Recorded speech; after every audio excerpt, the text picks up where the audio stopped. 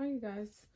Coming in with the video because I feel like it's an important video to make, and I hope this isn't a weird angle. I hope it's good.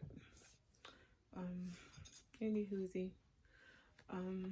Making this video because I was watching hip hop astrology, and he was saying that you need to use your voice and communicate with others about how you feel.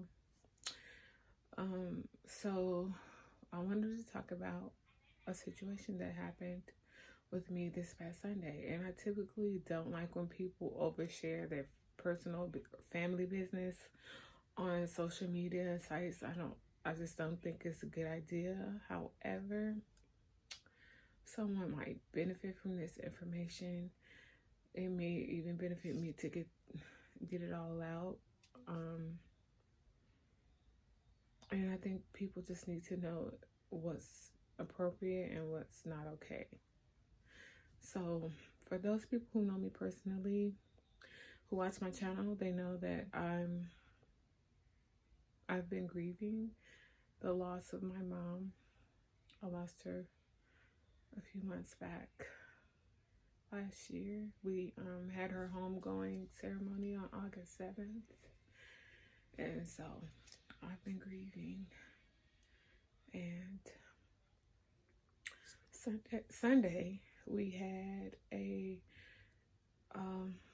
little, Monday was her birthday, so Sunday we had a celebration of her life. We had a cookout and a balloon release. And something in my spirit told me not to go. So that's another message. You should honor your spirit. If something tells you not to do something, you shouldn't do it. I did go. I said I was just going to stay a few minutes because I know I had to bring the helium tank for the balloons, and I had bought some balloons I wanted to take, and I had bought a couple cakes that I wanted to drop off. But I stayed and interacted with the people who came to remember my mom. And there's this one employee who made the whole day just awful. She used to work for my mom a long time ago, and after my mom passed, my sister, who runs one of the family businesses, she hired her back, I guess on a temporary basis or for however long, I don't know. So she invites her for some reason to come to my mother's celebration of life. I think she invited a lot of people who had ties with the business that we have. So anyway, she comes. She also brings with her her friend who also used to work for us a long time ago. And she brought her friend's daughter. Now her friend's daughter, I used to care for when she was from the time she was about 1 or 2 to the time she was about 4 or 5. And beautiful. She's turned out to be, she was beautiful then, but she's even more beautiful now, if that's even possible. She's gorgeous.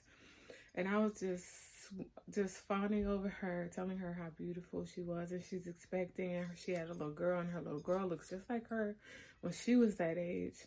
And I was telling her mom how she looked pretty. She had a nice little haircut. And so the woman who works for my sister now, she comes in with them after them. And I was telling the one that I used to care for, I was like, you're so beautiful, and oh my gosh, you're having a baby, and stuff like this. And so when I was leaving out, she was like, and you're ugly. And I was telling her, I was like, don't believe her. I came back in and I was like, don't believe that, you're beautiful. And she was like, no, I'm not talking to her, I'm talking to you. And I was like, you talking to me? Huh? And before, I was just like, girl, you and I both know I'm a lot of things. And I wasn't all dolled up like I am now, but still, even on my worst day, honey, ugly, I could never be her. I could never be that. Even not dolled up, even with glasses on. So anyway, I told her that. And then I walked out the room. I didn't pay it any more attention. But then I noticed, like, every time I walk in and out of a room, she would say the same thing. She would talk about how ugly I was and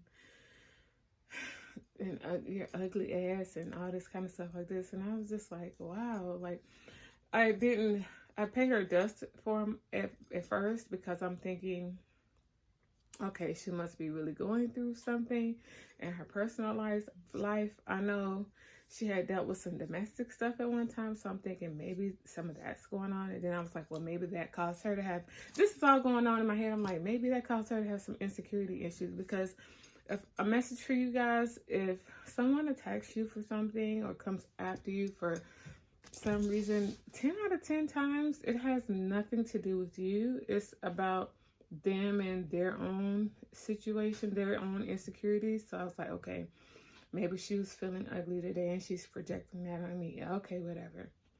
So I go into the kitchen to talk to my sister. She follows me in the kitchen. She follows me a lot this whole day. But I didn't realize it until I was telling everybody like everything she had said and stuff. Then I realized she had been following me or whatever. So, she follows me into the kitchen with my sister, and she's telling my sister, she was like, oh, she's mad that I'm calling her ugly and all this kind of stuff. And then I'm like, well, just don't talk to me. And she's like, well, we're still friends. I'm like, we're not friends. I don't know how this person could have ever thought we were friends. We not. When she worked for us years ago, I mean, like, when this was like, maybe 96, maybe 97. When she worked for us then, like, at one point, because we were both fresh out of high school, maybe we were hanging out or something, but that was like 20 years ago. So I'm like, we're not friends. So anyway, so I was like, just don't say anything to me. So then I leave out the kitchen. Oh, and before that, when I was in the kitchen, I was just like, you're acting just like a demon straight from the pits of hell. I don't want to have nothing to do with that. Just don't talk to me. So then I go to fix my kids and my husband their plates because my oldest son and my husband stayed at home, which I should have stayed at home too. But I had to go pick up my other son, my younger son, because he was there, my dad and all this stuff. Anyway, so I was fixing 4 plates and I was calling to my daughter who was in the next room. She was like, Mom, I'm eating. I was like, come here. And she was just like not trying to help me. So I was fixing 4 plates for myself. And then she kept saying stuff to the ladies. The lady, she came with other stuff. She was talking a little gap. And you know how somebody talks and you just kind of like, you hear them, but you're not paying them no attention because you're doing what you're doing. So that's kind of the situation it was. And I just walked out and I heard her say, oh, is she mad? And I was thinking, I hadn't even paid her another thought. How am I mad? I guess she was saying that because I wasn't giving her any attention or whatever, but that's not the way to get it. I don't understand. I'm like, if you're in love with me, just say that. Is that what it is? Like, you want me to give you some attention? Just say that. But if you would have said it, you still wouldn't have got it because you're not my type. Okay? I know you're going to see this too because you're giving me very much stalker tea. So, you're not my type. I know, even though you're kind of steady, you are giving me stud teas with your beard and mustache, but you're still not my type. Anywho. So, I take the plates to my car. I come back from taking the plates from my car, and now she's outside. I'm like, wow, okay. And she's leaning over in my sister's boyfriend's ear, and she's saying to him, before she leaned over in his ear, she was like, she was still talking to him, and she was like, with her ugly ass. And I was just like, okay, I get it. You're mad because you have no ass. Because I've heard her talk about she wanted to get a BBL and all that because she lost a lot of weight. And now she's like, she already had no shape before. She just had really big boobs. But now she's just like, I don't know, has no shape and no ass. No, nothing. So anyway, I was like, that must be what it is. Because I have a plethora and you have none. Is that what it is? And she was like, no. And I was like, well, do you want to fight? At this point, I'm like, do you want to fight? Because every time I pass by you saying something and you just happen to be where I'm passing, where I'm walking, do you want to fight? And she was like, no, I got to come to work tomorrow. I was like, it's okay. I'll find you a replacement. And then she leans over to my sister's boyfriend and she tells him, I'd have to get a gun for her. And I'm like, oh, now you threatening me with a gun. As if I didn't just leave target practice yesterday, hit every mark. And my trunk's right there. Where's your trunk? Did you even drive here today? Or did you ride with somebody? I'd be careful about the threats you make. Okay? So, and then she was like, you're being too loud and blah, blah, blah. Oh, you can threaten me with a gun, but you don't like my volume when I pop back. Okay. So I go back on in the house, back in the building or whatever. Because at this point, I'm like, she was really trying me today. So I just started handing out the balloons that I purchased for everybody so they could sign or whatever. Giving everybody a balloon. I even gave her one. The people she came with, everything. So everybody's running on their balloons. We go outside. Did I tell you the gaslighting part? First of all, let me back up. When we were in the kitchen and I was talking to my sister, she was telling my sister that that I was mad at her for calling her names or whatever. And I was telling her, just leave me alone. She also was like, oh, you're being too sensitive. You need to toughen up. You need thicker skin or something like that. And I was like, why do I need thick skin? Why do I need to toughen up? I'm a lady. I'm not a man or a stud. I don't want to harden up. That's not my zhuzh. So now that I think back on it, I'm thinking maybe that's what the guy who was beating her up, maybe he was telling her that. Maybe he talked to her that way, so maybe she felt like she could talk to me that way. I don't know.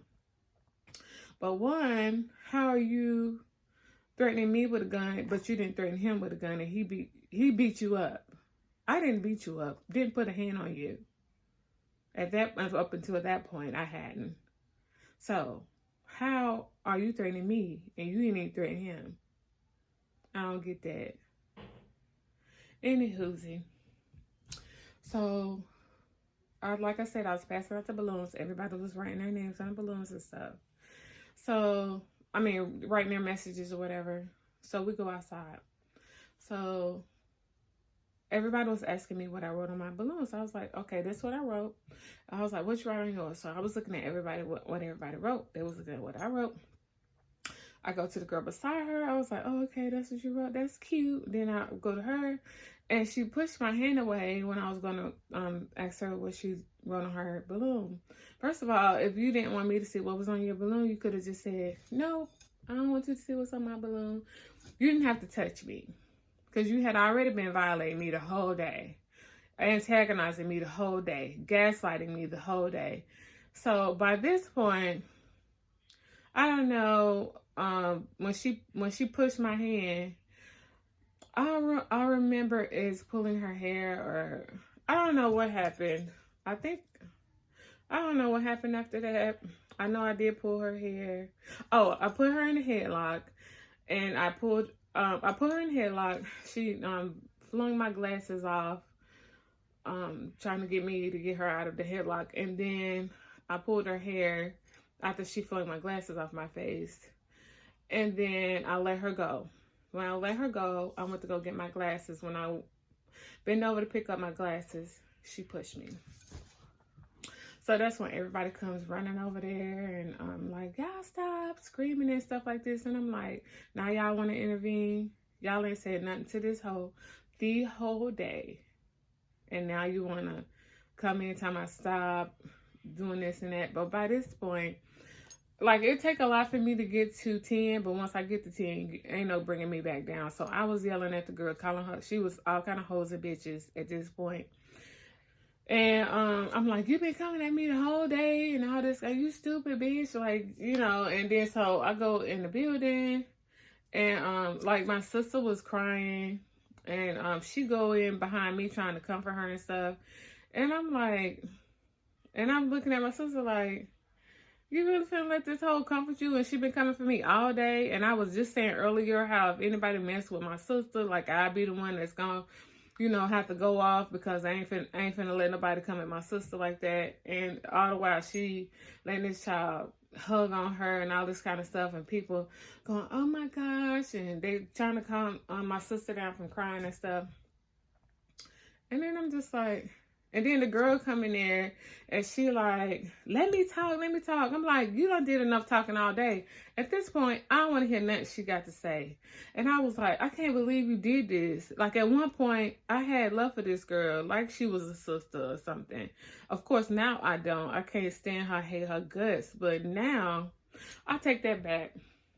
I don't hate her anymore. I did on that day. I did hate her on that day, but I'll never speak to her. She's dead to me at this point. Like, she don't exist. She's dead to me. So, it's the gaslighting for me. How you gonna try to diminish my feelings? Like, I'm not here grieving, and you coming after me for what? What was the reason? What was the reason? I still don't understand that part. Because if you go into an event for somebody's deceased mother,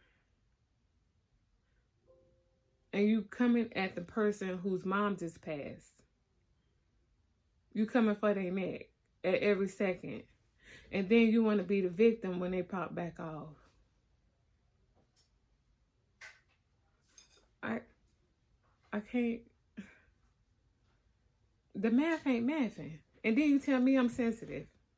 I'm the person who just lost their mother. I'm too sensitive.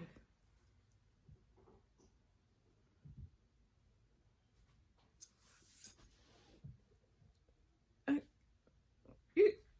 don't know what to say about that. I need to toughen up. No, I don't.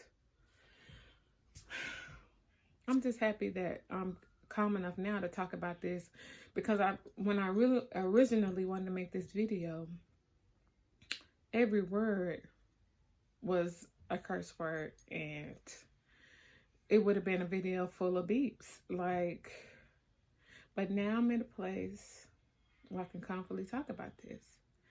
And it made me upset, because like, a few people asked me if I was okay after that, and I was like, I'm not okay. I'm not okay. I was steaming. I felt like I could explode. But my family never called me to say, well, what happened? What did she do? Nobody called and said that. Nobody asked that question. Nobody said, I'm sorry, we should have put her ass out. Nobody said that. And some of the people there, like some of my, one of their other old co-workers, I don't really know them like that because I wasn't there at this time. They were looking at me like I was at fault. I could have cussed them out too. Matter of fact, if they had said one word, they would have got it too. I would have cussed them out too. Because you don't do that. And they was acting like, oh, don't do this at mama's so-and-so and this her thing. Yeah, it is. That's why she should have come at me. Because we're celebrating my mother's passing. My mother's life, not her passing. Her life.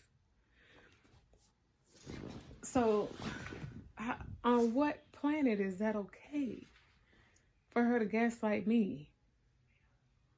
And I'm mourning my mom. It's just crazy to me. Like, I don't see how that could be okay on no plane of existence. Like, if her mom died, I wouldn't come to an event celebrating her mom's life and be calling her ugly, calling her this, calling her that, antagonizing her, pushing her. Who, first of all, what grown adult calls another adult ugly and goes after them antagonizing them a whole event? Take away that I'm there grieving my mom. Who does that anyway? On what? On who?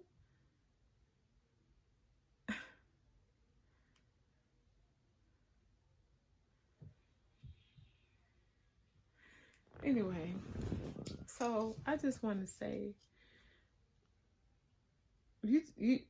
I'm not a violent person. I'm not a fighter. I'm not. But I'm not gonna let you bully me either. And then when I go in the building, they were like, your sister's crying, she's crying. I'm like, do you think I give a fuck about her crying? She can cry me a river. Cry me a river, bitch. I don't care about her crying.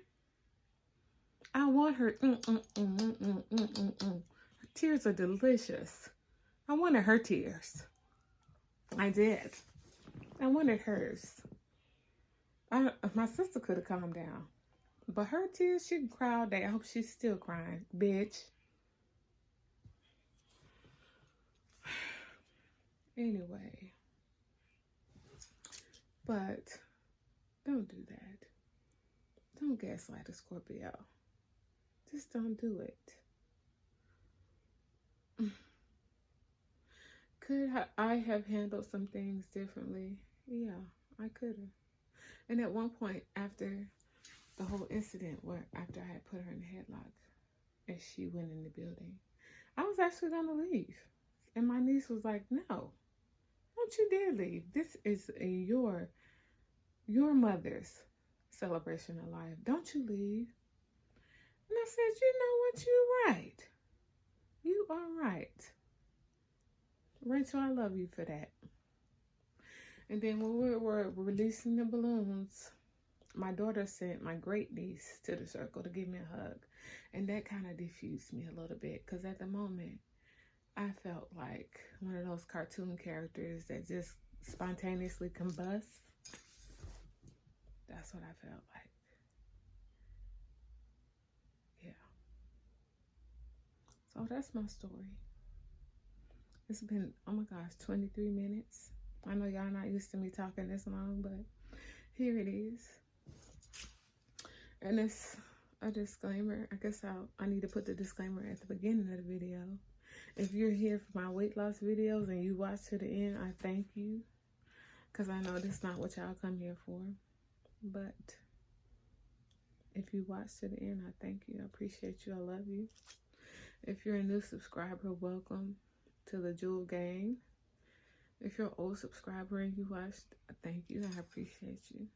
I love you.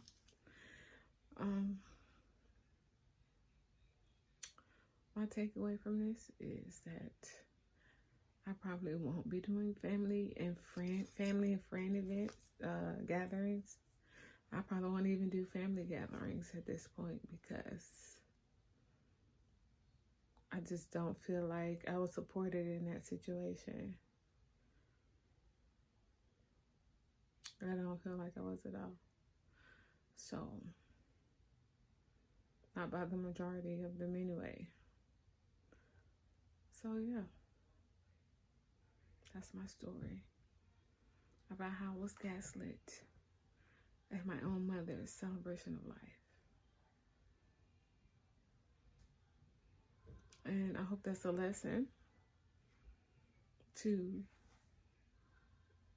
other people not to do that, because you never know how someone who's grieving, even someone who's not grieving, you don't know how they're going to respond to that kind of stuff.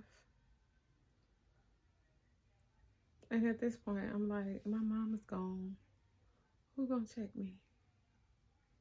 Nobody. Talk to y'all later.